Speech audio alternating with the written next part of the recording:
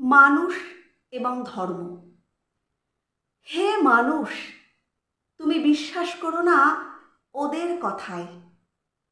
মানুষ হওয়াই একটাই ধর্ম তোমার মাথায়। তুমি জন্ম হতেই দেগে দেওয়া সৈনিক নও। তোমাকে ঈশ্বর বলেছিলেন মানুষ হও। তোমাকে বলেছিলেন সবাইকে ভালোবাসো। কেবল বিশ্ব মানবতার ছাতার নিচে আসো। ভালো থাকার একটাই মন্ত্র, সেটা তোমার প্রেম। সবাইকে বুকে টানার স্বভাবটুকু মোলায়েম। তুমি বিশ্বাস করো না হিংসায়, অধর্ম তত্ত্বে। জয় করো, জয়ী হও শুধুই প্রেমের শর্তে।